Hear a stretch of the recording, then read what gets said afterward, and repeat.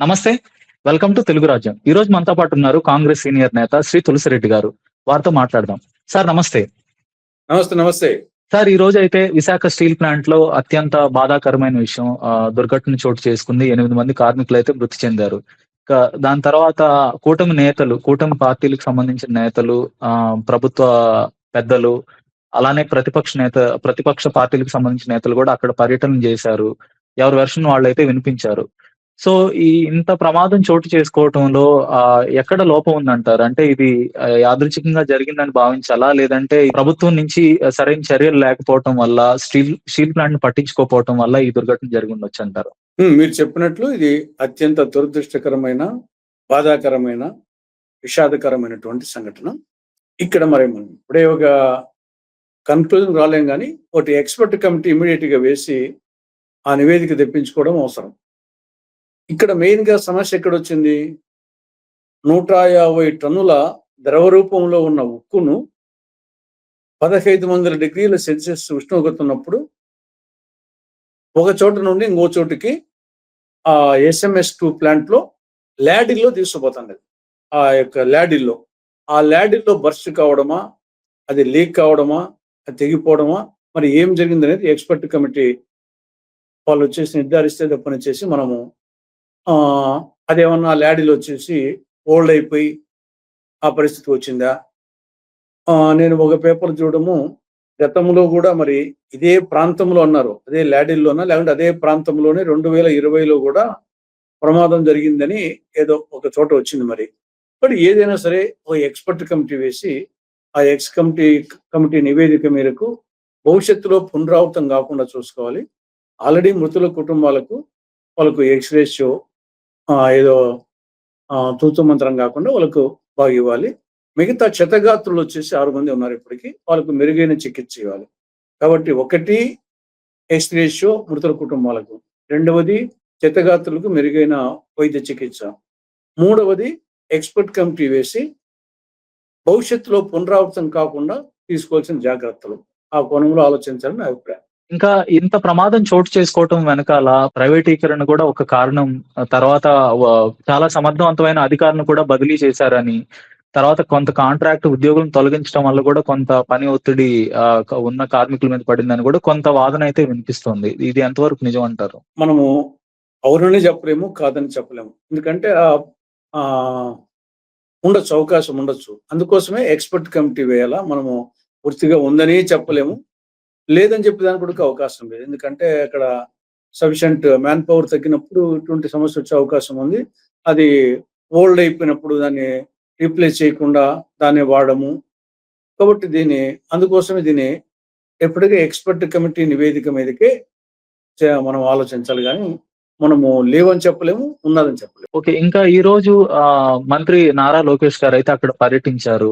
క్షతగాత్రుల్ని అలానే మృతుల కుటుంబాలనైతే ఆయన పరామర్శించడం కూడా జరిగింది. కొంత కార్మిక సంఘాల నేతలైతే అక్కడ కొంత వాగ్వాదం అయితే చోటు చేసుకుంది. అంటే వాళ్ళ ఎక్స్‌గ్రేషియా కోసం వాళ్ళు రూ. 1,00,00,000 ఎక్స్‌గ్రేషియా కోసం వాళ్ళు పట్టుబట్టినట్టు తెలుస్తోంది. ఈ సందర్భంగా కొంత నారా లోకేష్ గారు మీ కుటుంబాలు ఎవరు చనిపోలేదు గదా! అని గూడా ఆయన ఒక మాట అనటం జరిగింది. ఒక బాధ్యతా రాహిత్యమైన స్టేట్‌మెంట్ అని అనుకోవచ్చా ఒక మంత్రి నుంచి?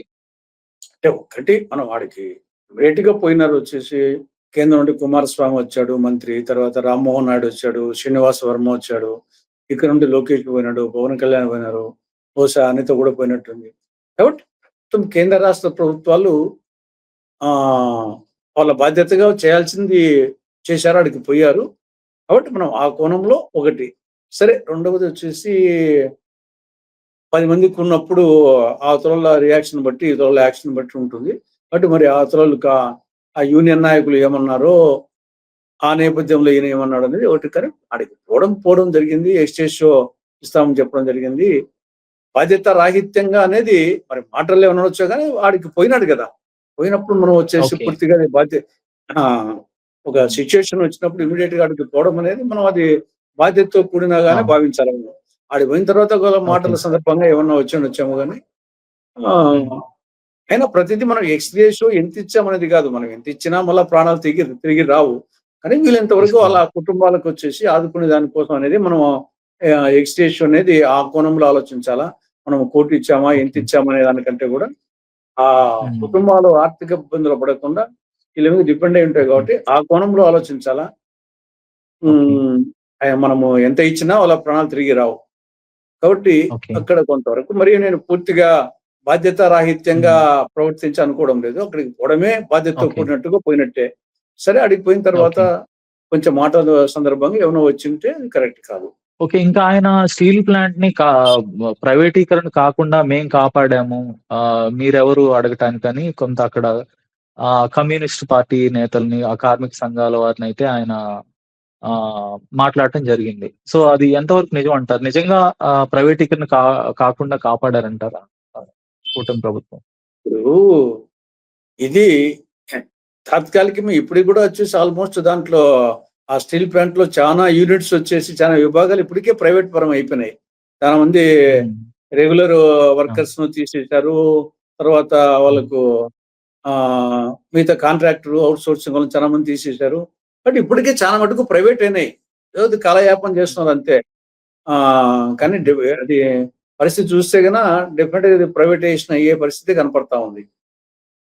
ఓకే. ఇంకా పవన్ కళ్యాణ్ గారు గూడా ఇవాళ అక్కడికి వచ్చి ఒక ప్రెస్ మీట్‌లో మాట్లాడుతూ గత 5 ఏళ్ళు వైసీపీ అధికారంలో ఉంది. అంతకుముందు 10 ఏళ్ళు కాంగ్రెస్ అధికారంలో ఉంది. సో, ఈ స్టీల్ ప్లాంటు ఈ నష్టాల్లోకెళ్ళటం వెనకాల ఈ వీళ్ళు గూడా ఉన్నారు అన్నట్టుగా అన్న తరహాలో ఆయన మాట్లాడారు. సో, వాళ్ళనైతే ఎవరు అడగరు. ఈరోజు బాధ్యతగా మమ్మల్నే అడుగుతున్నారు అని ఆయన ఒక మాట అనటం జరిగింది. అంటే మధ్యలో ఒక 5 సంవత్సరాల హ్మ్. పాటు చంద్రబాబు నాయుడు గారు గూడా కరెక్ట్. ముఖ్యమంత్రిగా ఉన్నారు గదా! అన్నాడు యాహ్! గదా! కాబట్టి ఎప్పుడు హ్మ్. సమస్యొచ్చినప్పుడు అడుగుతారు. ఇప్పుడు ప్రమాదం జరిగింది. పోయినప్పుడు దాని గురించి ఆ నేపథ్యంలో కొన్నొస్తాయి. అంతకుముందు వచ్చేసి మీరు చెప్పినట్టు 2014 నుండి 19 వరకు చంద్రబాబు నాయుడు గారి ఆ! ఉండేది. మరి 2 ఇయర్స్‌గా వాళ్ళే ఉండేది. కాబట్టి అంతకుముందు వచ్చేసి తెలుగుదేశం పార్టీ అంతకుముందు లేదా? 83 నుంచి 89 వరకుంది. 94 నుంచి 2004 వరకుంది.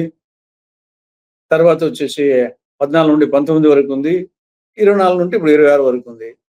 కాబట్టి సమస్య వచ్చింది కాబట్టి అడుగుతారు. మొదటి దాని గురించి చెప్పాలి గానీ, ఎంతసేపు వచ్చేసి ఎస్కేపింగ్ నేచర్ వాళ్ళు చేయలేదా? వాళ్ళు చేయలేదా? అనవసరం. ఆ మాటలే అనవసరం.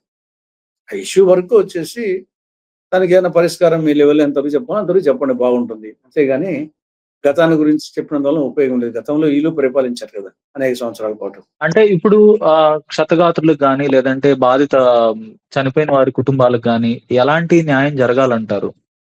ఇప్పుడు అంటే, ఎలాంటి చర్యలు తీసుకుంటే న్యాయం జరుగుతుందంటారు?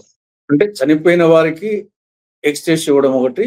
ఆ కుటుంబ సభ్యులకి ఎవరికైనా మళ్ళా వచ్చేసి అక్కడ గాని, వేరే చోట గాని ఉద్యోగాలివ్వడము అనేది ఒకటి. హ్మ్. మృతుల కుటుంబాలకు సంబంధించి. ఓకే.